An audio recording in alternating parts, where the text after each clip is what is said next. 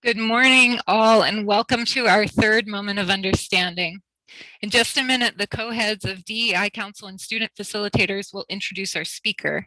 But before they do, I wanted to thank you all in advance for leaning into this day.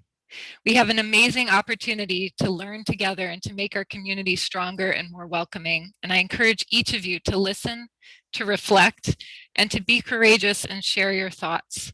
I'm now going to pass the mic to Finn, co-head of DEI Council, who will begin our introduction.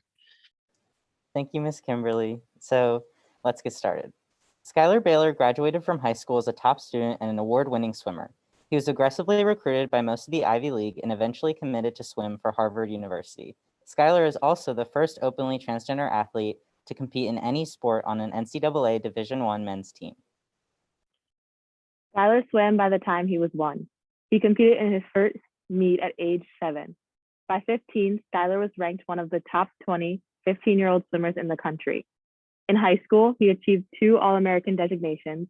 At the 2013 National Champions, Schuyler's medley relay team was the fastest 15 to 18-year-old relay ever, setting the national age group record.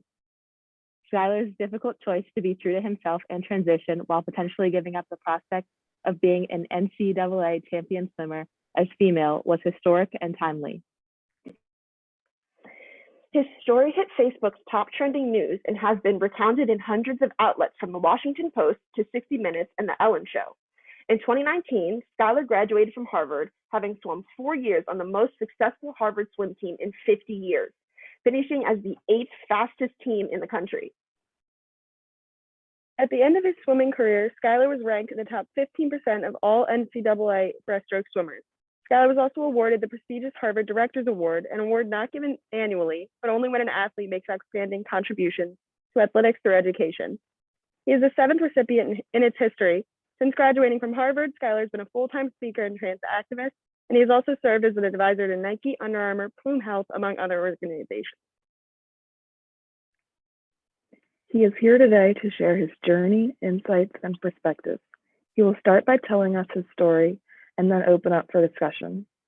So get your questions ready. Please join me in welcoming Schuyler Bailar. Thanks so much, y'all. I'm really excited to be here today and talk to you.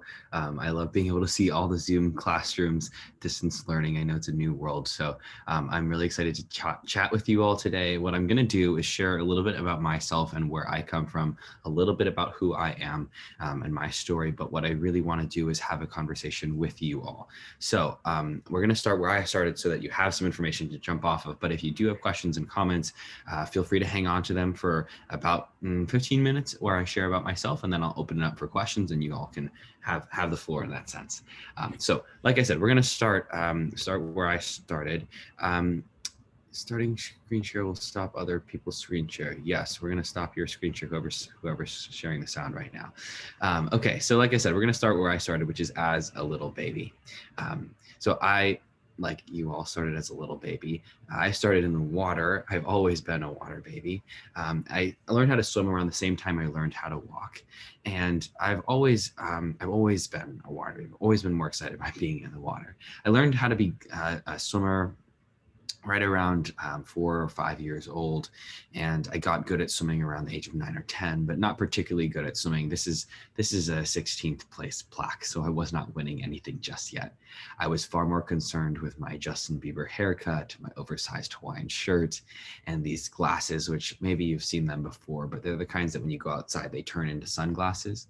So I thought they were super cool, and I would always sit right next to the window in class and try to make sure that they would change, but they never did because windows have that UV protection on them.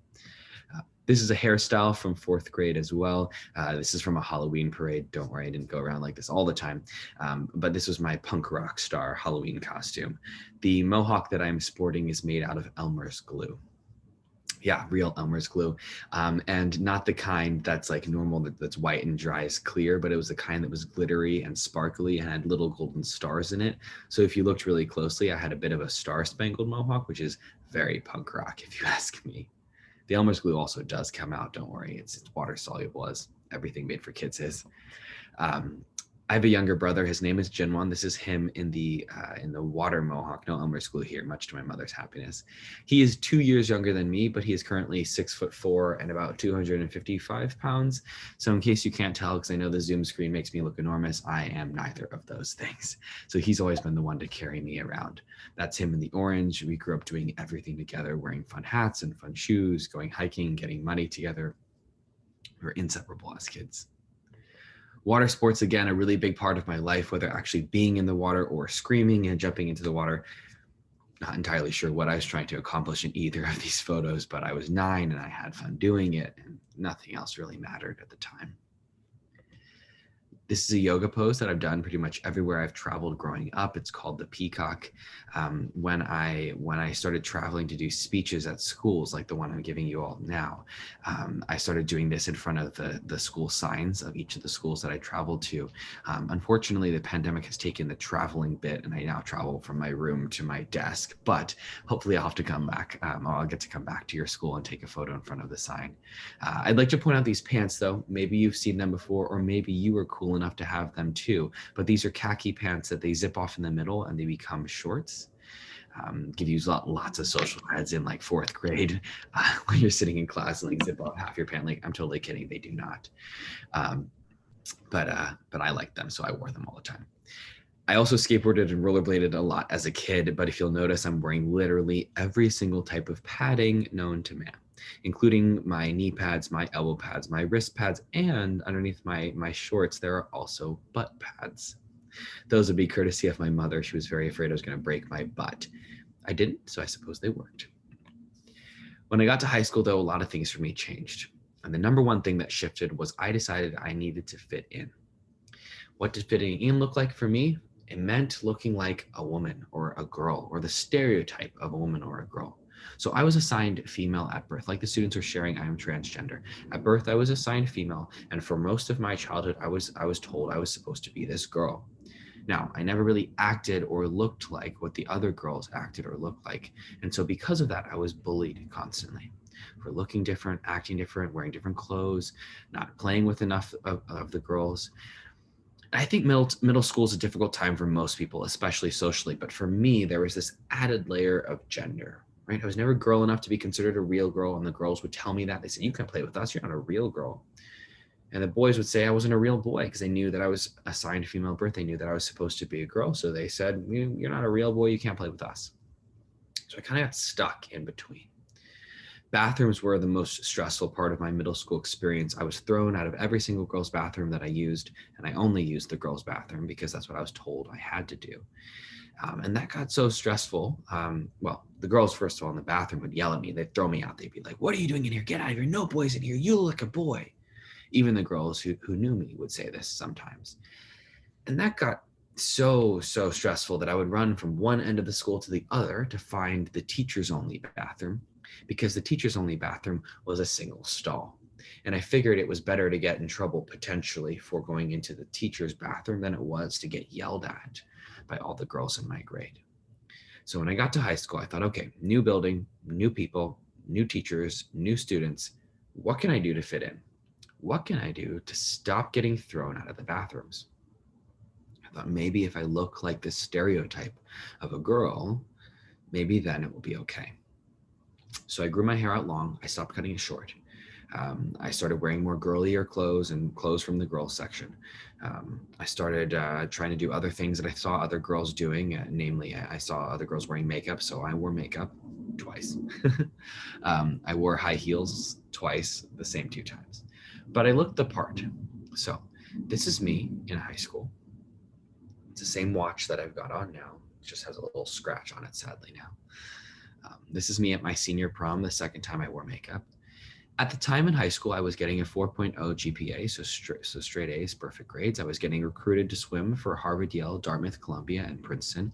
We were making national records on my swim team at the time. I had swum faster than I'd ever swum before. We were making, like I said, national records. We were national champions 3 years in a row. a lot of things seemed to be going for me, right? I got my Harvard acceptance letter. I was all set and ready to go to Harvard the following year. I'd actually come out as gay. I knew I liked girls. I thought, okay, I'm supposed to be this girl and I like girls. Maybe that's the thing that's different about me. Maybe that's what I need to declare to be able to feel like myself more. So I had come out as gay and I was dating a girl I liked at the time. Again, everything seemed to be going for me, right? But for most of high school, and especially in these photos, I was absolutely miserable. I felt so sad, so lost, so disconnected from myself all of the time. But instead of taking any time to figure out what that meant to me, I thought, you know what? I'm getting all these A's and good grades. I'm winning all these gold medals. What does it matter if I'm miserable? But it did matter. And over time, my mental health began to suffer. And actually, halfway through my high school career, I broke my back. In a biking accident, I fractured 3 vertebrae, and that put a huge dent in my life because it took away the number one thing that I enjoyed, and that was my vice, if you will, which was swimming, right? For an extra 20 hours a week that I was usually under the water training, now I was doing nothing. And it was in that emptiness, that nothingness, that my mental health deteriorated. I began struggling with depression and an eating disorder. And I always like to take a pause here and remind you that if you or somebody that you know is struggling from an eating disorder, depression, or any other kind of mental illness, mental health difficulty, that's time to get help, right? Reach out to a teacher, a counselor, a therapist, a parent if you can, to get a therapist, because you should not have to do this alone. So definitely reach out to an adult that you trust if you're struggling with any kind of mental health issue. So that's actually what I did. I said, listen, I need help. I'm struggling. And I began to see a therapist, which was supported by my parents, both ideologically and financially, which I'm very grateful for. But by the time I got to my senior year, it was clear that I wasn't getting much better. I wasn't prioritizing mental health because I was still swimming. I was still having a social life. I was still trying to go to school and deal with college. So my therapist said, actually, you need more help than 1 hour a week, right? Outpatient therapy of 1 hour a week. You need to go to residential treatment where you live at therapy, basically 12 hours of therapy a day. You need to go there, take a break between now and college. So take a gap year, right? To really figure this out. I was like, you want me to put my whole life on hold for what? For mental health? I had never been taught to prioritize my mental health, much less be able to speak about it, to share about it, talk to my coaches, my teammates, my friends about it. But I also felt like I've been banging my head against the wall and getting absolutely nowhere. So I thought, okay, I'll try. So I took a gap year and I went to a place in Miami, Florida. This is a photo of the entrance of that place. It's called the Oliver Pyatt Treatment Centers, which is a place for eating disorders specifically, which was my main struggle. I spent 131 days there, which is about 5 months. And it was the first place that asked me to really slow down, come to a stop. It said, Schuyler, who are you? And it was in that pause that I was finally able to discover and to declare, I am transgender. And initially, that came with a lot of relief, right? It explained a lot about my childhood, a lot about why I never quite fit in, a lot about why gender was so difficult for me. But you have to remember that I'm an athlete, right? And I have been recruited to swim for Harvard women's swim team, right? And you all know this, I'm sure, but gender is really important in sports, especially in swimming, where there isn't any kind of gender neutrality, right? No t-shirt and shorts, that kind of in-between uniform that I could have worn to fit in an in-between way, right? There's either a tiny little men's Speedo or a one-piece women's suit. The gender boxes are very, very clear. So when I figured out that I was transgender, the relief was very short-lived, and the terror, the fear that I was going to lose my sport came in very quickly. At the time in treatment, my coach at Harvard, who had recruited me, was checking in and seeing how this gap year was going. She knew I had taken the gap year for the mental health stuff, and she was very supportive of that. So she calls me this one time and is like, hey, Schuyler, how are you doing? What are you working on?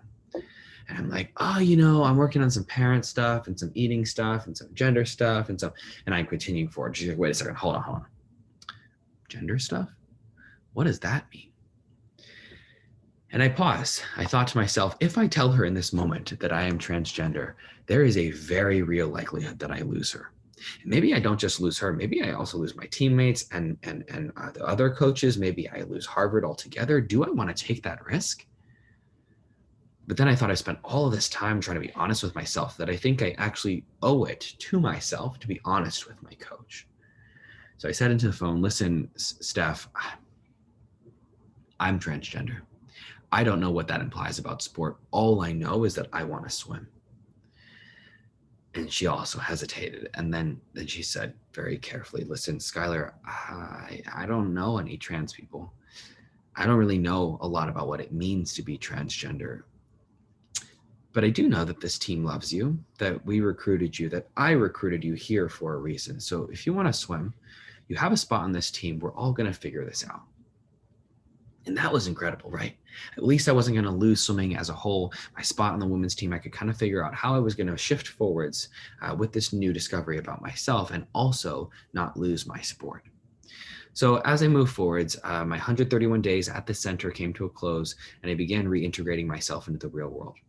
As I did so, I began shifting how I was presenting myself to feel more comfortable, right? So I got a new haircut, something a little shorter, not the Elmer's glue mohawk, something a little bit more me, a little bit more manageable, no Elmer's glue. I started wearing more boys' clothes that made me feel more comfortable as well, more men's clothes, more androgynous clothes. I started going by he, him, his, or men's pronouns, male pronouns in some social situations, kind of testing that out. And my coach was like, so you're taking all of these steps forward to be yourself in the world, right? To be a man, and that's great. But then you're going to be on a women's swim team. How is that going to work? I was convinced it was going to be fine, but she said, let's just talk to some other people. Let's figure this out to make sure that we're giving you the best options. So she went and talked to the men's coach. His name is Kevin. And she said, listen, I don't know what to do. What do you think? And Kevin said, all right, so you have somebody who identifies as male, who wants to swim, and who's already accepted into Harvard and wants to swim at Harvard, right? Well, I coach the men's swim team at Harvard. Why doesn't Schuyler swim for me? Now, when put that way, it might sound logical, it might sound simple, but I think it might sound a little too simple if you know how this country works, right? If you think about the socio-political climate in this country, and then you think about the fact that this man has never interacted with a transgender athlete before, and he's like, sure, bring the trans kid. That's pretty incredible. So they bring that to me. They say, Schuyler, you have the option to swim for either team. What do you want to do? And I actually burst into tears. I wasn't happy, excited, or relieved. I was actually terrified. In that moment, I felt like I was being torn apart, and I found myself at a sort of crossroads. This would be me thinking at my crossroads. If you'll notice, the glasses that I mentioned before have now turned into sunglasses. They too have transitioned. But anywho, at my crossroads, on one side, there's everything I've ever worked for to be this winning athlete who competed as female. Right?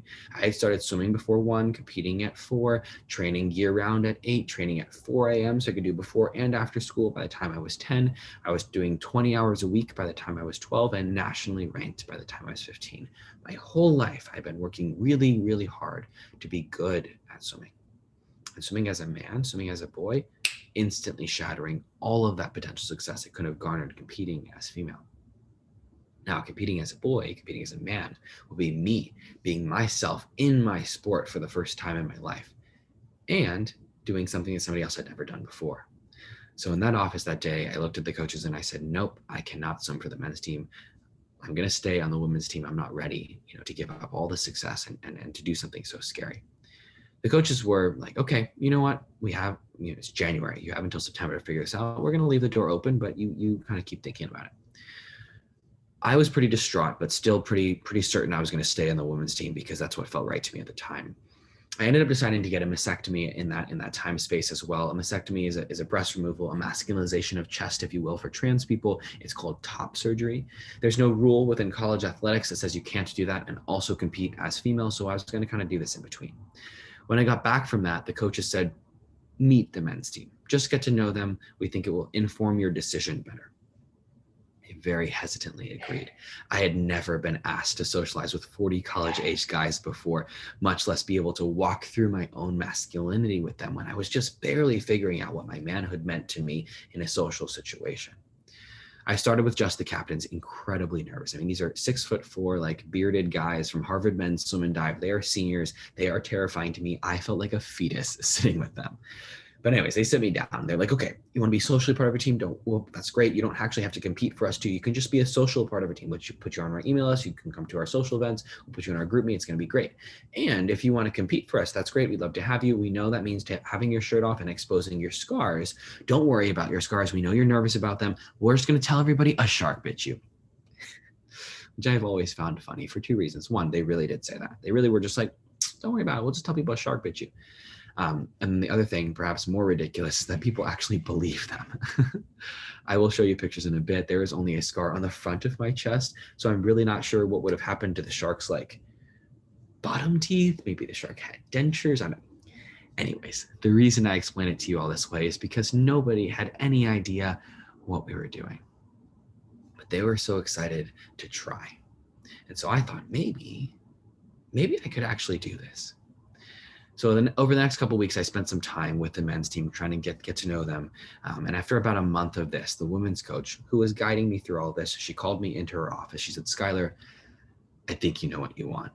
And the reality is you're standing at the edge of a cliff and you actually have a safety harness on and you just need to jump. You need to take that risk. We're here, we've got you. And I actually think that your heart knows what it wants. We're just waiting for your mind to catch up.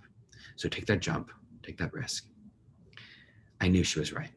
I said I would send her an email that night with my final decision. I went home, I called my parents, I talked to my friends, I wrote in my journal, and I sent her an email that night that said, I think I'm gonna take that jump, take that risk. So I did.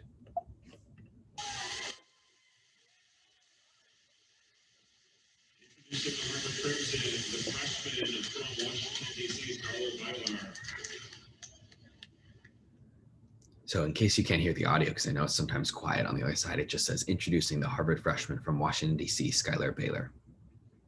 This is me competing in my first meet as a male. It's the first college meet, the first home meet of each season. They walk you out one at a time. They throw your name up on the Jumbotron, your photo, your stroke, your hometown. It's a really neat induction onto Harvard men's swim and dive, but they're walking you out one at a time in alphabetical order of last name. So my last name beginning with B meant that I was first, which also meant that I was completely alone.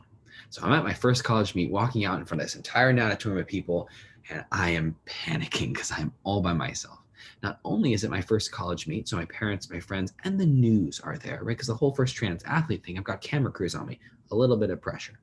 It's also my first meet in competing in almost a 2-year break. And I had never taken more than two months off of competition. If there are any swimmers in the audience here, you know that 2 years is a massively long time to take out of the pool, right? Or any other endurance athletes. And lastly, most importantly, this was my first meet competing against other men. And everybody had said that I couldn't do it. There was no way a trans guy like me was going to be able to keep up with, much less beat other men. So I felt like I had a lot to prove. And I was very afraid that maybe I couldn't prove it.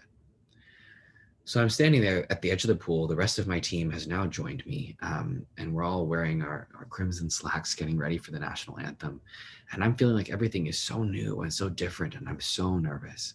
The national anthem begins to play and it's off key as always. And I'm like, wait a second. This is the same thing I've been doing my whole life, right? The same 25-yard pool that's going to take me 6 strokes of breaststroke to cross, the same 100-yard race that I've been doing since before I could remember, the same chlorinated air that's making everybody cough, the same echoey sounds in the natatorium, the same take your mark, boop, that's going to go off when we dive in, right? It's all the same. And I'm standing there getting ready and trying to center myself as I do so. And I don't know for any of you who are athletes or maybe you're performers, if you have a pre-performance or maybe pre-competition, pre-meet ritual. I also have one. Before every meet during the national anthem, I would put my hand over my heart, just like everybody else. But a women's swimsuit has straps on either side like this, right? And I'd always put my thumb on one side of that strap and my 4 fingers on the other like this before every single meet during the national anthem. That was my pre-meet ritual. So I'm at this meet with the national anthem playing. And so I go to do my pre-meet ritual. And I'm like, no strap. And in that moment, I realized that while everything is the same, it's also different. Because for the first time in my life, I'm competing as just me, as just myself. There isn't all of this baggage of who I thought I had to be, who I thought I was supposed to be, or who everybody else told me that I was. I was just me. And that's really why I share my story with you all today, or with any audience ever. It's to prove that possibility, that you could be exactly who you are, whatever that means to you. Maybe it means trans, queer, gay, bisexual, pansexual, some sort of queer identity, but maybe it doesn't. Maybe it's just something that differs from what other people expect from you, what your coaches expect from you, what your teammates, your friends, society at large, your parents, right? Your teachers. Maybe it's just something that differs from what other people expect from you. You can be that. You can hold that difference in your identity and also do what you love. That is, your identity does not ever have to hold you back from your passions. So that's really the blurb, the background I wanted to give you all today. What I'm going to do next is just give you a little bit of vocab before I open it up for questions. And then the floor will be yours to ask whatever questions. I just want to make sure we're all in the same playing field, or I guess playing pool, if you will, with language. Okay, well, first, some mostly naked pictures of myself. I promise I'm wearing a Speedo, a swimsuit in this photo. You just cannot see it. This is a photo from the Harvard pool. I said I would show you pictures of my scar. So underneath my nipples, there's like a lazy W, if you will. That's my mastectomy scar. If you think that it looks like a shark bite, you're welcome to think that it is and think that I am far more gnarly and cool, and I actually am. It's not a shark bite. I have never been bit by a shark. This is me and my teammates at my last college meet, so my last meet of my entire life. My 18-year-long swim career came to a close with the end of the college season in 2019, and this is me in the middle with the bucket. Okay, like I said, vocab. Usually I ask you all and I make you all define the words, but because we're on Zoom, I'm not going to pick on you and I'll define them for you. So you're off the hook today. Transgender. Hopefully you've gotten a little bit of a sense of this word from me talking, but for definition's sake, transgender is an adjective that is used to describe people or a person who does not identify with the gender they were assigned at birth, right? So when you're born, you get a birth certificate. It says M for male and F for female on it, either or, right? Usually. And if you do not identify with what was put there at birth, that makes you transgender. If you do identify with what was put there at birth, that makes you cisgender, right? So I am transgender. If you are not transgender, then you are cisgender. It's really important to recognize both of these words are adjectives. We use them to describe a noun. Now, I'm not just being intense about this because I'm a grammar stickler, although that's a small piece of it. It's mostly because if you use them in a grammatically incorrect sense, you're going to imply something wrong and negative about the person. So, for example, if you say Schuyler is transgendered with an ED at the end of the word, that implies that something happened to me to make me the way that I am, which is not the case. Nothing happened to me to make me transgender. I just am transgender. Similarly, if you are not transgender and you are cisgender, nothing happened to you to make you cisgender. You just are cisgender. Secondly, I am not a transgender. I am a transgender what? A transgender man. I am a transgender person. I am a transgender swimmer, etc. If we take out swimmer, man, person, then we are now taking out the humanity, right? So it is dehumanizing to say, oh, Schuyler is just a transgender, right?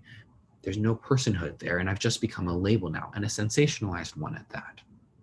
The last way that people use this incorrectly is they'll say, oh, Schuyler transgendered 6 years ago. Schuyler did not transgender 6 years ago. Schuyler transitioned 6 years ago. So the verb here is transition, right? Transgender is an identity. Transition is an act, right? Okay, transition. Any steps that a person takes to affirm their gender identity.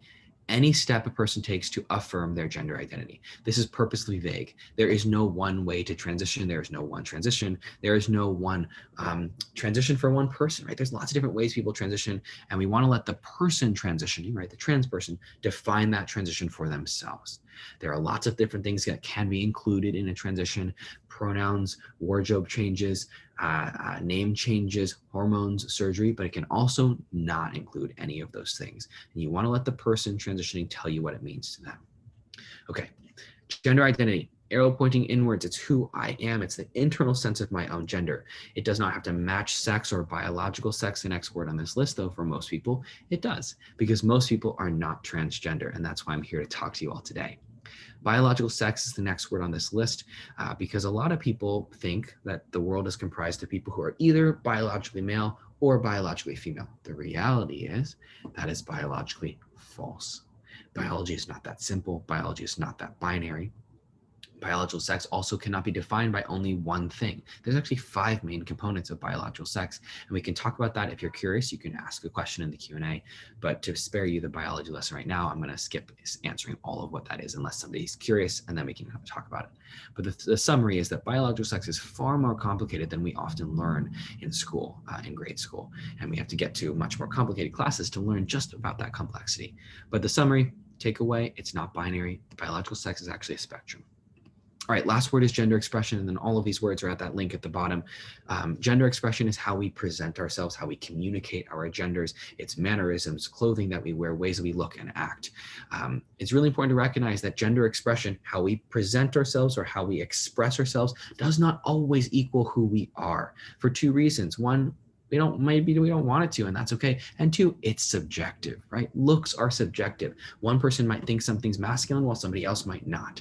It's really important to recognize that gender expression is completely a social construct, right? It's what people have decided is masculine or feminine, or of a man and of a woman. Think about it this way. I'm a boy, I'm a man. If I sit here in front of you today and put on a dress, it would not make me a woman. It would be me, myself, Schuyler, a man, wearing a dress, right? So gender expression does not always equal gender identity. And that's one of the reasons that we ask everybody to present themselves with their pronouns. So you notice that in my little square, it should say Schuyler Bailar, parentheses, he, him. So I share my pronouns whenever I introduce myself. I say, hi, I'm Schuyler. I use he, him pronouns. The reason I do that is because even though I might look a certain way, that doesn't necessarily mean that my pronouns are aligned with that. We will always want to create this safe space for everybody to share their pronouns. So when I share mine, I encourage you to share yours. And it also helps dismantle this idea that the way I express myself doesn't necessarily always equal who I am, right? Or how you think I look doesn't always equal who I am, right? There's that fault of you might perceive me in a different way that I present myself, and that's also okay. So we want to present our pronouns so that everybody can gender us correctly. Okay, we're gonna stop the screen share now because I'm gonna open it up for questions. And I would encourage you that if you are on your own computer, if you turn your cameras on, that'd be wonderful. I know I've got a bunch of classrooms, but if you're on your own computer, do turn your cameras on. I'd love to be able to share space and see everybody's faces. The last thing that I'm gonna do before I open it up for questions, let me start with this. If you have a question, the way it's gonna work is you're gonna raise your hand in your classroom, and then your teacher is going to raise the Zoom hand, because I can't really see everybody who's opening up, who's holding their hands up. Also, don't want you to sit there for 20 minutes like this. So if you have a question, raise your hand, and your teacher will raise their Zoom hand. If the teacher needs help raising their Zoom hand, let me know. Or you can ask me in the chat, but it should be under the button that says reactions, and you should be able to raise a Zoom hand, and then I can call on you. While you are doing that, I'm gonna also add, I want you to ask real questions. What I mean by that is a lot of people sort of tiptoe around trans people. They think we're going to break or combust or bite you or something. Promise I'm not going to do that to you all, okay? I've given this presentation to a lot of different kinds of people. I've given it over 280 times, and I've given it to kindergartners as well. Let me tell you a little secret about kindergartners. Kindergartners have absolutely no filter. None. So today I'm going to ask you all to access your inner kindergartner and have no filter. That means if you think the question is rude or offensive, definitely ask it. Sounds a little bit funny. It makes the teacher super nervous. Lucky for them, I will be the one fielding the questions today, and we'll talk about it. I guarantee you I will not be offended by any question that you ask. I will answer the question. If it is offensive, objectively speaking, then we'll talk about why. I'll explain to you why you might not want to ask that question elsewhere. Again, it's okay to ask me that question, but it probably is not okay to ask it to somebody else. We'll talk about why. I'll share why, so you don't have to do that elsewhere, right? I have literally said this in that you can ask me anything to every single audience I have presented to. So I absolutely know what I'm welcoming myself into. So please do know that you literally can ask me anything you'd like, and we'll talk about it. This is a safe space for you to learn, and I encourage you to ask me the questions because other people are not going to be as open, because they shouldn't be, right? It is not our jobs as trans people to educate everybody on this. It is my job, though. This is actually my job, and so that's what I am here to do. So don't expect that just because I say, hey, I'm trans, ask me all these questions, that everybody who's trans will also do that. They won't, and you should expect that they won't. But that's why you have this space here to ask me literally anything you'd like, so that you can learn from here and move forwards from that. So again, if you have a question, raise your hand in your classroom or tell your teacher, and their teacher will raise their Zoom hand. And I'm just going to call in the classroom, and then if the person who wants to ask the question can come up to the screen and ask, that would be great. And if you could say your name and your pronouns when you ask, that would be fantastic. So let's go to C West, and then we'll go Randall Larkin, and then Leah, and we'll continue from there. Hi, my name is Julia. I use she, her, and they, them pronouns. And I was just wondering if you experienced any negativity or toxicity from your teammates or from other teams, just because like swimming is kind of a competitive environment, and I know sometimes that can bring out not great things in other people. So if you could speak on that, that'd be lovely. Yeah, absolutely. Okay, so I'm not sure if the competitive environment was like a big factor in terms of like how supportive or not people were. Although I guess I will add that I think sometimes when people are not threatened by people, they're less likely to be angry or unsupportive. So in that sense, perhaps people weren't threatened by me, so maybe that added to their ability to support me. But people were fairly supportive of me, which I was very surprised by and very grateful for. A lot of people had questions. A lot of people had concerns because I think that, I know that this was new to them, right? They'd never had a trans athlete on their team. And what I did with that was I said actually the same thing I said to you all, which is, listen, you can ask me anything you'd like and we'll walk through it. And I did that because I wanted to have those conversations with my teammates because I wanted to be able to feel comfortable with them. And when they talked to me about things and asked me their questions, I felt like we could find a place of common ground. Now, I will say that not everybody will do that, and they shouldn't have to, right? You shouldn't have to be able to ask somebody every single question in order to be able to accept them and to walk through an experience with them, because we don't actually need to understand everything about somebody in order to accept them or to love them or to validate them, right? There's lots of things I don't understand in the world, and it doesn't mean that they're invalid, right? It doesn't mean there's anything wrong with them. It just means that I don't get them. So I think that it's really important to recognize that sort of disparity. That said, there are definitely people who had issues with me. There are definitely people who had struggles with me, not necessarily on my team, but in my world, in my life. I came out very publicly, so I was very online, and that's actually one of the reasons I'm able to do this work was because there was a lot of this online. But so that brought a lot of trolls, that brought a lot of negativity to my life in that sense. I have learned to ignore. I have learned to just not read comments in certain places as well. There are a lot of ways in which people like make all these troll accounts and make all sorts of negative things about me online. And I've learned to turn it off, to be honest with you, because it's not worth my time. I don't need to look at it. I don't need to read it. I don't need to spend time on it. I will say that sometimes there have been difficult people who have really gotten under my skin because they're people I also care about, right? So they're people in my intimate life. And there's one person that was really negative about me being on the swim team, actually. And he wasn't on my team, he was in the league. And I really struggled with his comments. He actually swam the same events as me, and he actually didn't say the comments directly to me, I think because he was too afraid. But he told a bunch of people he didn't think I belonged on the team. He thought I wasn't a real man. He said all these really negative things.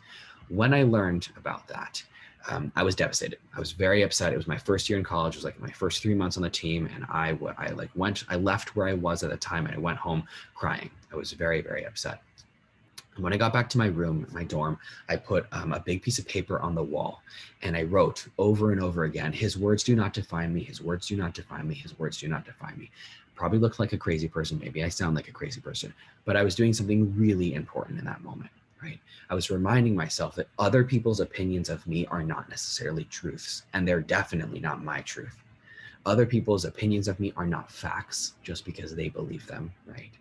And that reminder of other people's hatred, other people's words not defining me is something I've really tried to carry forwards. And it doesn't mean that other people's words can't hurt. Of course they can, and a lot of times they do. But I have to remind myself to put a space between what I know to be true about myself and what they say is true about me. It doesn't matter if it's their truth, it's not mine. And my truth has to ground me. My truth has to be something that I hold. And the more I can step into that, the better that I am for myself, right? The better self-care I have. So hope that answers that question. Okay, let's go to Randall Larkin. Hi, my name is Paolo. I was wondering, that race, the video you showed us, did you win? How'd you end up doing? That's a great question. I did not win. I got 5th place out of, I think it was like 18. So I did okay. I didn't do great, but I did get a best time at that race, which I was pretty excited about. And it was the fastest I'd ever swum before. So I was pretty stoked about that. And 5 points does score. So I did score for the team, which also was pretty exciting. Okay. Whoops, sorry. Let's go to Scott Stein. Somehow I got muted.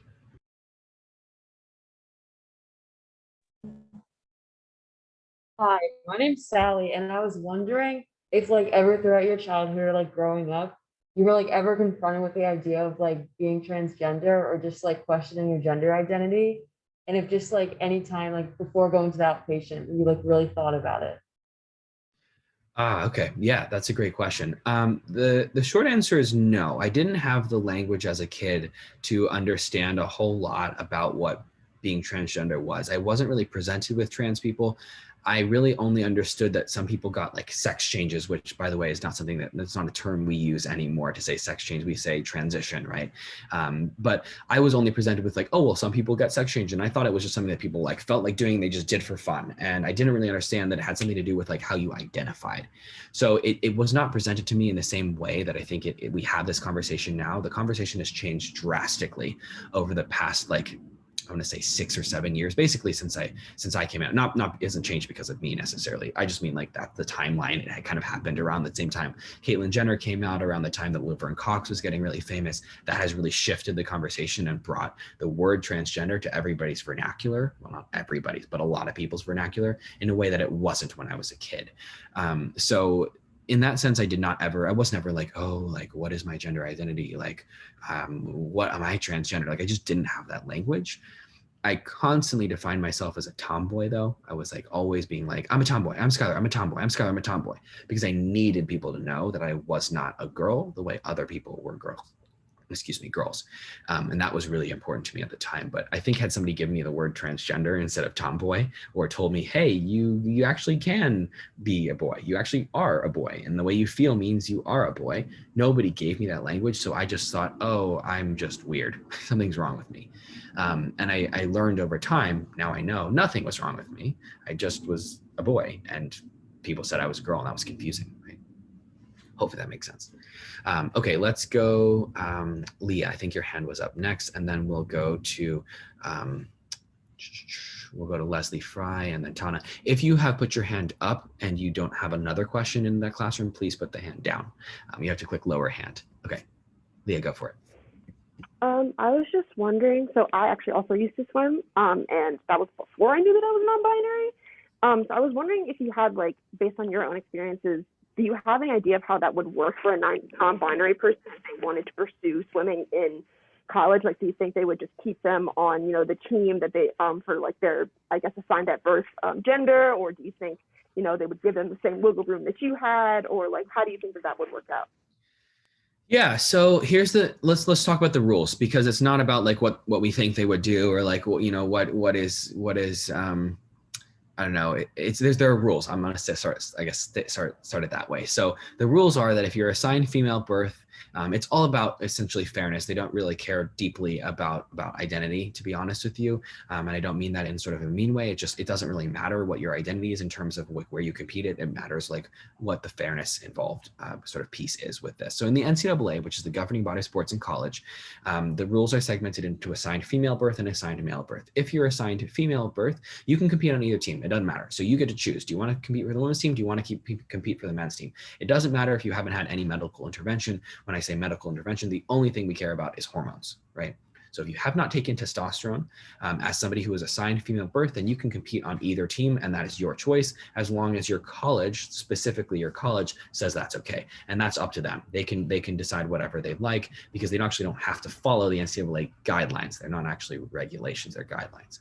So that's the first thing. If you take testosterone, then you have to compete as male. You don't have a choice anymore. You must compete as male, because testosterone offers a different biological advantage. And so you can't just compete as female. You have to compete as male or on the men's team.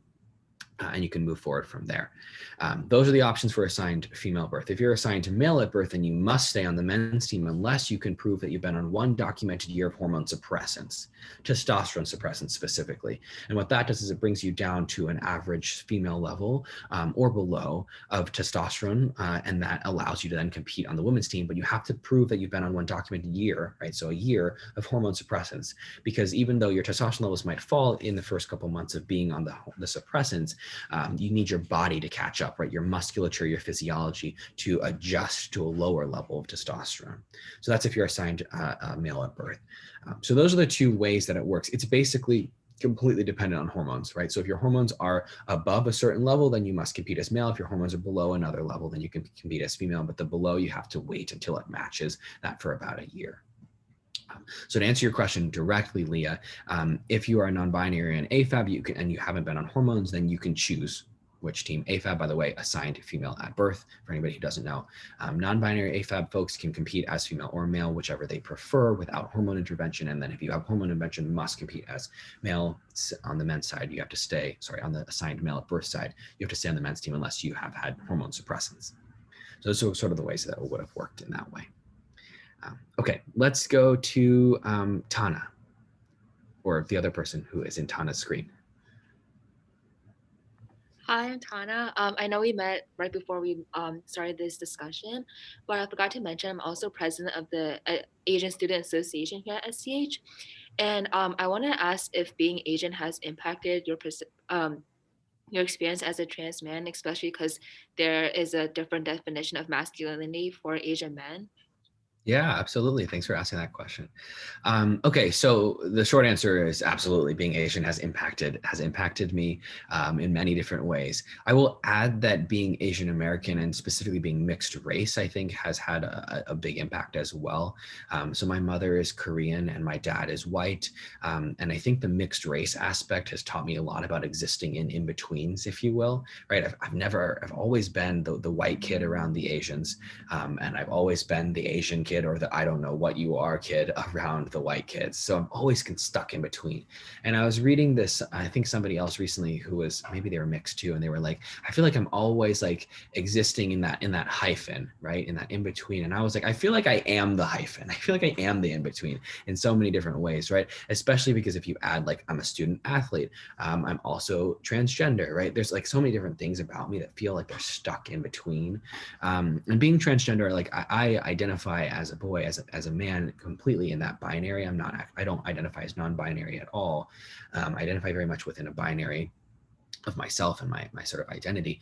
But there's this in between about the fact that I was raised in womanhood, right? I was raised in girlhood. And so I hold a lot of womanhood in my experience in my life. And I don't want to just get rid of that because it's a really valuable part of my life. And actually it informs a lot about what I know about the world. I think it makes me a better man because I understand women a whole lot better than I think the average man does. In fact, I've walked through womanhood, right? So all of these in-betweens, and I think my Asian American identity is one of those, and it honestly taught me this, but like taught me how to exist in that in-between, even before I learned about gender, because I hadn't learned about gender until much more recently, right? So in that way, it affected me deeply. But in terms of masculinity, like you're asking, I have found, and this is fascinating, I've found that people, like you said, perceive Asian men as far less masculine or in sort of a different class of masculinity, which has been, you know, I want to say that I've only recently actually noticed that, I think. And I think for the most part, I've kind of just ignored it, which I think is the best way to go about it, to be honest with you, where I'm just like, people have all kinds of perceptions about my masculinity and they think it should be all kinds of different things. And I've had people explicitly tell me, well, if you're going to be a man, then you need to do, and they do X, Y, and Z. And I'm like, listen, I'm not trying to be your kind of man. If you think that that's what makes a man, I'm really sorry for you, right? I had somebody tell me that, we're like, well, if you're going to be a man, you have to play video games with me. And I was like, no, I don't. If you want to play video games and if your manhood hinges on you playing video games, that's good. It's a little sad, but it's good. Fine, you do you. I don't need to play video games to be a man, right? And what this is a funny one. Somebody really did say that to me. But stepping away from the joke, I think people have a lot of ideas about what manhood needs to look like, what girlhood, what personhood, whatever, right? Expectations for what other people need to be like. People need to mind their own business, but let's step into societal expectations for a second. I didn't jump out of this box of womanhood that I was in before to jump into somebody else's box of manhood. I jumped out of womanhood, this box, right, of womanhood, to be myself. And whether or not that matches somebody else's box of manhood, that's not my concern, right?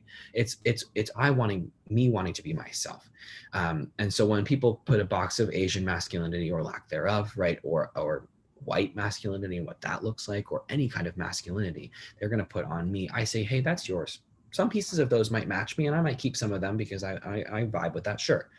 But the pieces that don't, I'm not keeping because I'm not trying to be your kind of man. And if you say, hey, you're not a man the way I want you to be, I say, great.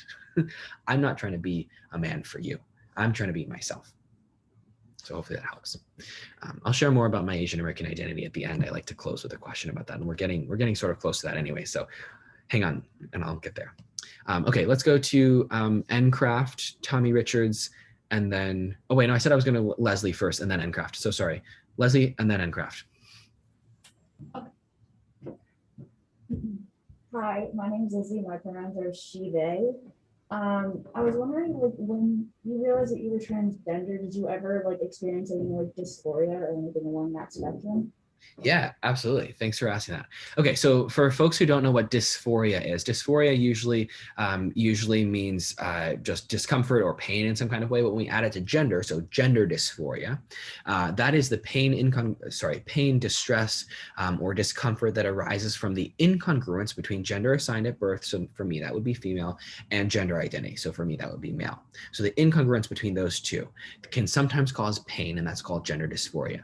I did experience gender dysphoria. I really struggled with that from in my life, especially in the beginning, and especially when I was going through puberty as well. Oftentimes, puberty for trans folks is the time when we experience the most dysphoria because our bodies feel like they're sort of growing away from us, if you will. And I definitely experienced that. A lot of people use transitional resources. So like I was saying before, transition can include a lot of different things like pronoun changes, wardrobe changes, so clothes changes, right? Surgery, hormones, etc., but they don't have to. Sometimes people use those things to help with their dysphoria. So for me, I did that. That's one of the reasons I got top surgery. That's the reason that I started testosterone. It was to help alleviate that gender dysphoria. So hopefully that answers the question. If you'd like to learn more about dysphoria, you can visit my website, and I'm going to drop links for my website at the end, so you can check that out. Okay, let's go to Encraft. Sorry, I made you sit down for a second. And then we'll go to Tommy Richards, and we'll see if we have time for anybody else. All right, so you mentioned you've like given some of your talks to, by the way, my name is Isaac. I use he, him, or they, them pronouns. So you mentioned you've given some of your talks to kindergartners and like they have no I'm a little interested in the details of that. What are like some of like the most, I don't know, erratic, like, what are some of the questions, like the most like, what are some of those questions that like people have asked you that are just like extremely surprising, I guess? Okay, so kindergartners, first of all, they're little gems. They're my favorite. So I'll tell you sort of a range of questions, and the little kids really surprised me. I had one quick kid stand up, and he was like, he asked me, I can't remember what the first question he asked me was, but the second question he was like, all right, so my real question is, I really want to know if you like cheese. He was like dead serious. Like that's what he wanted to know. He's like, do you like cheese? And I was like, yeah, of course I do. Like, I love cheese. What's your favorite kind? Another kid, sometimes the little kids, actually, I don't know if a kindergarten asked me this, but I think it was probably second or third grade. They'll ask me about my private parts and they'll just go right for it. They'll be like, do you have a penis? Do you have the other one? Sometimes they don't know the word for the other one. And they'll just ask the questions right out. As people get older, they'll find more and more complicated ways to ask that question of like, so I know you got one surgery. Did you get any other surgeries? Which they're really asking me again, what's in my pants? That's usually like a sort of high school way to ask. If you get it to like the older crowd, sort of, let's say maybe teachers, or sometimes one time I had a guy who I think was probably like 80 in my classroom because I was teaching a bunch of medical professionals, and then it gets really complicated where the people were just asking the most complicated questions, and what they really want to know was what's in my pants. So I'm going to actually do a quick little answer for you all, since you asked what the weirdest questions are, and this is one of the questions that I think we come to often, and maybe if we had time, one of you all would ask this question is in one permutation as well. And I always ask people in response a question. So when anybody asks me any version of what's in my pants, whether it's do you have a penis, do you have a vagina, do you have these parts, do you have that parts, have you had surgery, right? When people ask me these questions, I say, hey, this is an awesome question. Thank you so much for asking it. I'm actually going to ask you all a question in response. So if you do this, I'd like you to raise your hand. So I say to the whole audience, I say, please raise your hand if you or somebody you know asks each other how long your penises are or what your clitorises look like. So I wait. Usually everybody gets a little uncomfortable. If it's the younger kids, they laugh. Maybe you all are laughing. I can't hear all of you, but usually people get pretty uncomfortable, right? And sometimes I get, two little kids in the back and they'll raise their hands and they'll be like, I do that. I'm like, great. Okay, so then I say, all right, the reason I ask you all this question is not to make you uncomfortable, though just a little bit, but you did get really uncomfortable. You kind of were like, oh my God, did he really say that? When you ask me the question of, did you get surgery down there? Or do you have a penis or a vagina? Or any other questions about my genitals? You are asking me the same question as your friends asking each other how long your penises are, what your clitorises look like. It's actually weirder also because we're not even friends yet. We could be, but we're not yet, right? So a lot of people get stuck on trans people genitals, right? They think, oh, when you tell me about being transgender, you're opening up a conversation about your genitalia. That is not the case. Being trans is not just about our bodies or our body parts, and it's definitely not just about our genitalia, and it's definitely not anybody else's business what's going on with our genitalia. So if you would not walk up to a stranger and say, hey, what do your genitals look like? Then please do not go up to a trans person and ask them whether or not they've had surgery. Okay, or what is in their pants. A lot of people focus on this, and that's a question they have. Now, the kids, like I said, the kids are just curious, like the youngest kids, especially the kindergartners. If they do ask that question, it's usually just because they've learned what private parts are, and they're like, oh my God, this is a thing I have a question about. But usually the kids that ask it are between the ages of like 3rd grade and 6th grade, and sometimes high school, depends. But so those are some of the variations of questions. The younger students usually ask more questions about skateboarding, to be honest. They see the pictures of skateboarding, and the last time I did a kindergarten classroom, I had about 4 kids ask me about why I stopped skateboarding. Did I like skateboarding? Where did I skateboard? And what kind of skateboard did I have? So it's really interesting, but the younger the kids are, the less they care about my transness, the less they care about my being transgender, the more they care about just like average things that they are interested in. But good question. All right, Tommy Richards' classroom, I think you're gonna be the last one, and then we're gonna close. I don't know how visible I am, but I'm Sam. I use he, him pronouns. I was just wondering, like, during your transition, stuff like that, how important were like day-to-day things like pronouns? Yeah, so how important were you said day-to-day things like pronouns, right? Okay, so pronouns, I think, are incredibly important to a lot of trans people. And the reason is that oftentimes when we're misgendered, so misgendered is when we use the wrong pronouns or the wrong name or a different gendered word that is incorrect for that person. So for example, if you were to call me ma'am with an M at the end, right, that would be misgendering me. If you were to call me Ms. something, that would be misgendering me, in addition to she, her pronouns, etc. That can be really painful for somebody. And for me, especially on my swim team, which is a men's team, right? It was very painful when people accidentally misgendered me. And in public, there were, like online, people purposely misgender me often.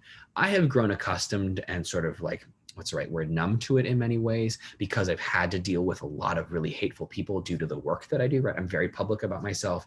I've talked about my journey in many different places, so I've learned to kind of push it off. But for a lot of trans people, misgendering is very, very painful. It's akin to violence, right? Because it pulls all this old trauma of having to live as people who we were not for oftentimes a lot of time, right? So for 18 years of my life, I had to live as somebody who I really wasn't. And that was really conflicting with my identity and who I am. And that can be really painful for a lot of people. So pronouns can be very, very important, and I would argue are very important for most trans people. I'd also argue that they're important for not trans people too, because a lot of you all don't like to be called pronouns or a name that you don't identify with. Most people don't like it when they're not recognized for who they truly are. So pronouns are very important. This doesn't mean that you can't make a mistake. Of course, people make mistakes, and I know people don't always get people's pronouns correctly. So if you mess up, you apologize and you move on, right? Say, oh, sorry, Schuyler, he, move on, right?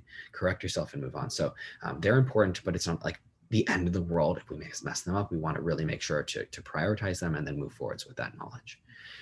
Okay. You all have wonderful questions. I know there's more questions, but I can't get to all of them. So I will drop a link later for you all at the right at the end. Actually, you know what? We'll just drop it right now. So in case anybody has to drop off early, this is where you can reach me. There is there's a button for an email, and if you have more questions that are not answered on the FAQs part of that, please do send me an email. And if your teachers could put that little chat on the window, you can write down the link, pinkmanray.com/post. But I'm going to end with a little story. Just to close. So I always like to share this story. My grandmother, my Korean grandmother, who moved here in the late 1960s with my mother's family, is also Catholic.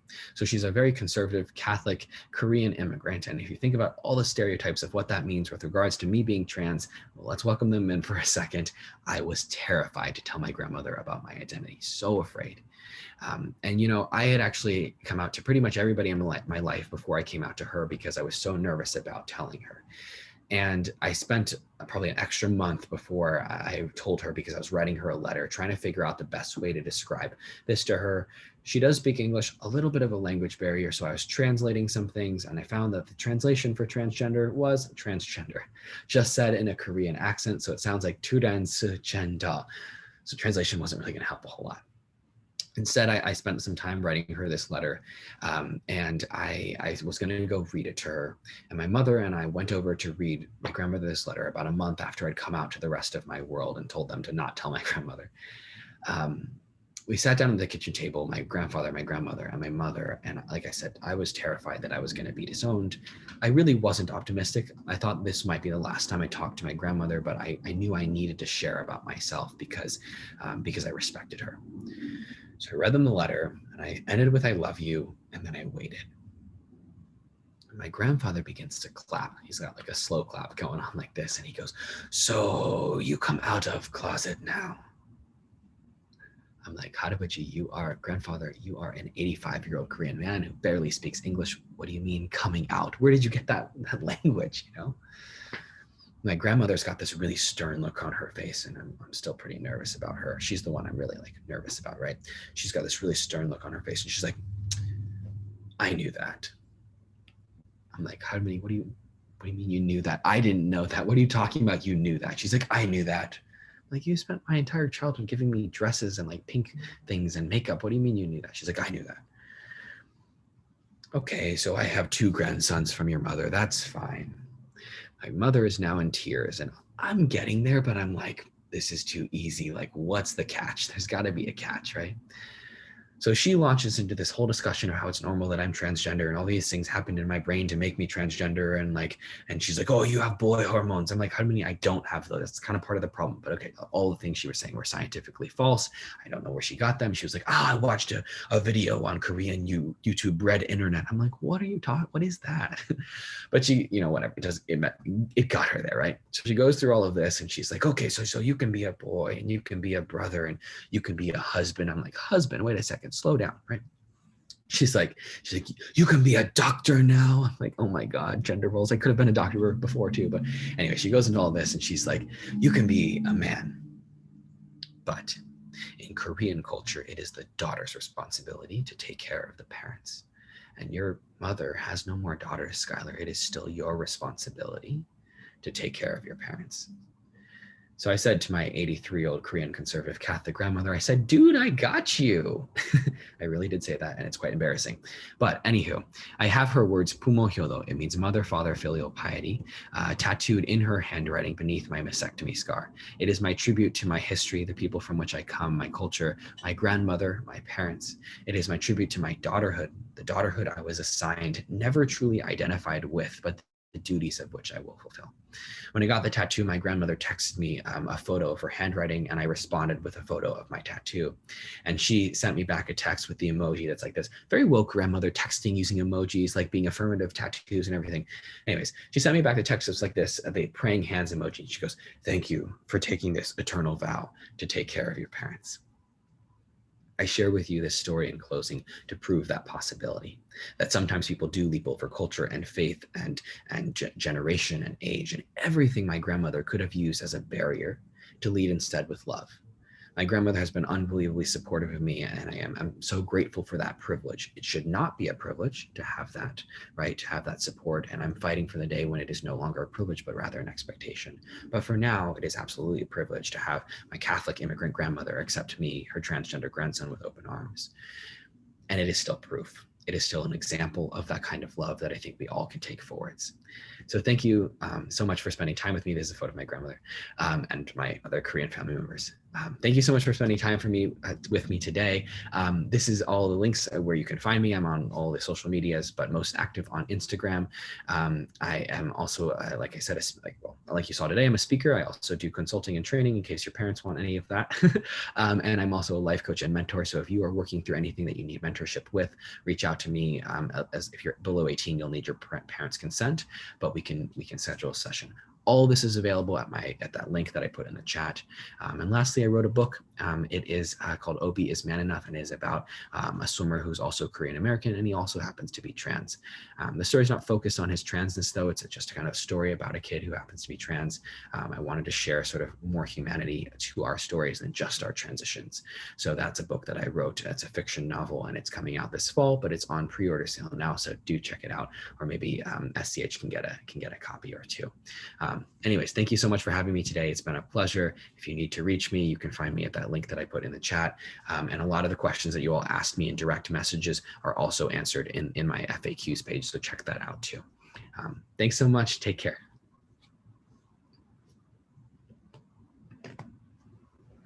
Wow, thank you so much, Schuyler. That was incredible. I'm sure I'm speaking for the entire community when I say I'm just thinking about so much. I feel so inspired. And I know that we as teachers will have a lot to talk about, and I know we as a community will have a lot to talk about from this. So thank you for sharing about your journey. You touched on so much and spoke with such graciousness and humor and openness and joy, which is so admirable, so admirable. Right now I'm in a space of somewhat deep reflection about my gender expression, which comes and goes. So I also want to thank you for, like, on a personal level, like, sincerely thank you. So I still have so many questions. So I know all of these students and faculty and staff probably do too. So I want to encourage everyone to hang on to those and reach out to Schuyler if he's open to doing that, as it seems like he really is. And yeah, so thank you. Okay, sorry. It's so weird with tech to, like, speak at the same time. I also want to acknowledge our senior student facilitators. I don't know if this is the best time, but we're going to miss you terribly next year. Facilitators of class of 2021, you have given everything, your blood, sweat, tears to SCH, and you have our hearts. And so I hope you have a great final moment of understanding today and your conversations go swimmingly. And now for a couple logistics. Students, you now have a break until 9:55. Please check with your advisor to find out where your group is meeting. Advisors, if there are 2 places listed in that spreadsheet we sent to you all, just look out for an email from your facilitator pairs designating where you're going to be. Lastly, and importantly, as we said before, we encourage you all to lean into the conversation about Schuyler's talk and his journey. He's given us so much information and an incredible story to process. So there's a lot to gain here. So I want to thank you one last time, Schuyler. It's been a pleasure to meet you and get to know you. My pleasure. Thank you again for having me. And like I said, if anybody does want to reach out to me, please do so. I don't answer fast, so don't expect a quick reply, but I will reply at some point. So send me an email if you have questions or check out my FAQs page. Thank you all for your engagement, and I hope the conversations later are fun. Bye, everyone. Have a good day.